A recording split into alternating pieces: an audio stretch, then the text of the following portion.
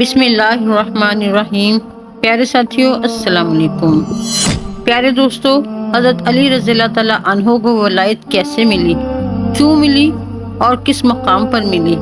غدیر خم کس مقام کا نام ہے اور یہ کہاں واقع ہے، اور یہ کس تاریخی واقعہ کا گواہ ہے، اور اس جگہ پر کون سا تاریخی واقعہ رونما ہوا، اور حضور پاک صلی اللہ علیہ وآلہ وسلم نے حضرت علی رضی اللہ تعالیٰ عنہ کے بارے میں کیا فرمایا؟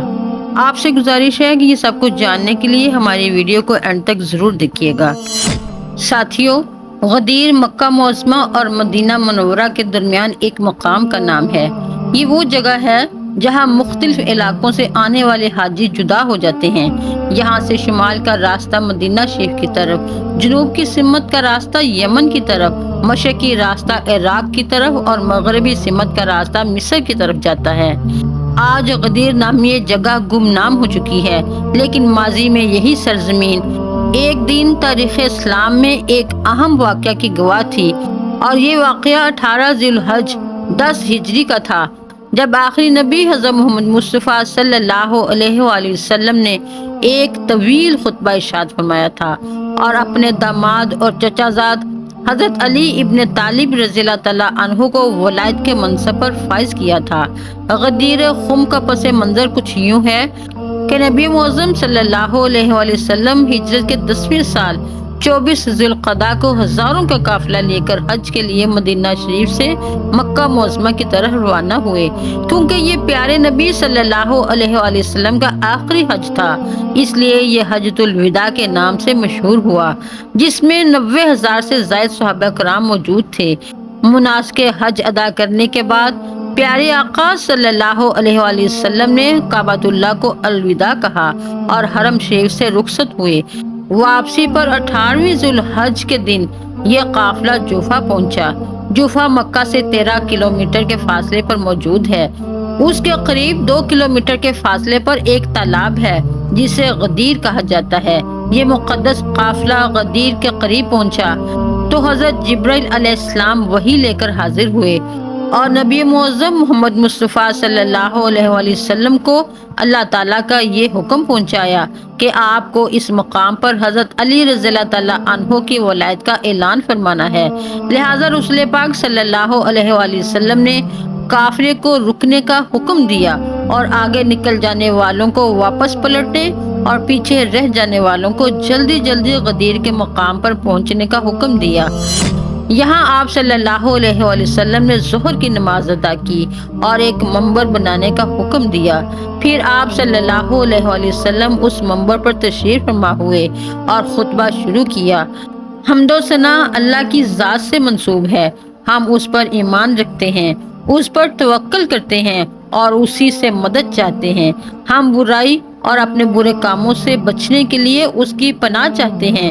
وہ اللہ جس کے سوا کوئی ہادی و رہنما نہیں ہے، وہ وقت قریب ہے کہ میں دعوت حق کو لبیک کہوں اور تمہارے درمیان سے چلا جاؤں۔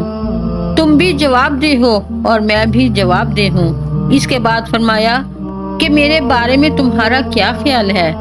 کیا میں نے تم سے متعلق اپنی ذمہ داری کو پورا کر دیا ہے؟ یہ سن کر پورے مجمع نے رسول پاک صلی اللہ علیہ وآلہ وسلم کی رسالت کی گواہی دی اور کہا کہ ہم گواہی دیتے ہیں کہ آپ نے بہت کوششیں کی اور اپنی ذمہ داری کو پورا کیا۔ پیغمبر رسول صلی اللہ علیہ وآلہ وسلم نے فرمایا، کیا تم گواہی دیتے ہو کہ اس پوری دنیا کا معبود ایک ہے اور محمد اس کا بندہ اور رسول ہے، اور جنت و جہنم آخر کی جاودانی زندگی میں کوئی شک نہیں ہے؟ سب نے کہا کہ صحیح ہے، ہم گواہی دیتے ہیں۔ اس کے بعد آپ صلی اللہ علیہ وآلہ وسلم نے فرمایا، اے لوگو، میں تمہارے درمیان 2 اہم چیزیں چھوڑے جا رہا ہوں، میں دیکھوں گا کہ تم میری ان 2 چیزوں کے ساتھ کیا سلوک کرتے ہو۔ اس وقت ایک شخص کھڑا ہوا اور بلند آواز میں سوال کیا کہ ان 2 اہم چیزوں سے کیا مراد ہے؟ نبی پاک صلی اللہ علیہ وآلہ وسلم نے فرمایا کہ ایک اللہ کی کتاب ہے جس کا ایک سرا اللہ کی قدرت میں ہے اور دوسرا تمہارے ہاتھوں میں، اور دوسری میری سنت اور اہل بیت ہیں۔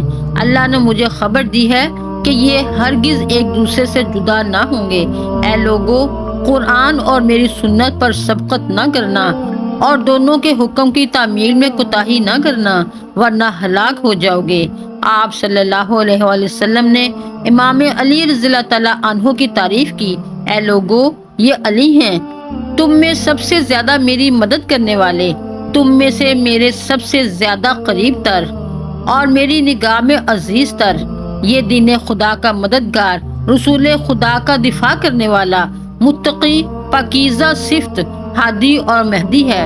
علی سے بیزار نہ ہو جانا، ان کی ولایت کا انکار نہ کر دینا کہ وہی حق کی طرف ہدایت کرنے والے، حق پر عمل کرنے والے، باطل کو فنا کر دینے والے اور اس سے روکنے والے ہیں۔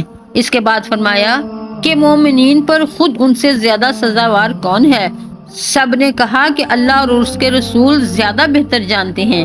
رسول اللہ صلی اللہ علیہ وآلہ وسلم نے فرمایا کہ اللہ میرا مولا ہے اور میں مومنین کا مولا ہوں اور میں ان کے نفسوں پر ان سے زیادہ حق رکھتا ہوں۔ پھر آپ صلی اللہ علیہ وآلہ وسلم نے حضرت علی رضی اللہ تعالیٰ عنہ کا ہاتھ پکڑ کر اتنا اونچا فرمایا کہ دونوں کی بغلوں کی سفیدی نظر آنے لگی۔ رسول خدا صلی اللہ علیہ وآلہ وسلم نے فرمایا، اے لوگو، جس کا میں مولا ہوں اس کے یہ علی مولا ہیں۔ اے اللہ، اس شخص کو اپنا دوست رکھ جو علی کو دوست رکھے، اور اس کو دشمن رکھ جو علی کو دشمن رکھے، اس سے محبت کر جو علی سے محبت کرے، اور اس کو رسوا کر جو علی کو رسوا کرے، اور حق کو ادھر موڑ دے جدھر علی مڑے۔ حضرت امام علی اور آپ کی اولاد ہم پر حاکمیت اور ولایت رکھتے ہیں، جن کی بیعت و برکات سے ہمیں فیض یاب ہونا ہے۔ خطبہ غدیر اس بات کا اعلان تھا کہ حضرت علی رضی اللہ تعالیٰ عنہ اور سنت رسول سے محبت و اطاعت ایمان کا حصہ اور مومن ہونے کی شرط ہے۔ ایک اور مقام میں حضرت علی رضی اللہ تعالیٰ عنہ کے بارے میں آپ صلی اللہ علیہ وآلہ وسلم نے فرمایا کہ میں علم کا شہر ہوں اور علی اس کا دروازہ ہے۔ اللہ تعالیٰ ہمیں نبی معظم صلی اللہ علیہ وآلہ وسلم اور اہل بیت سے محبت کرنے والا بنائے، آمین ثم آمین۔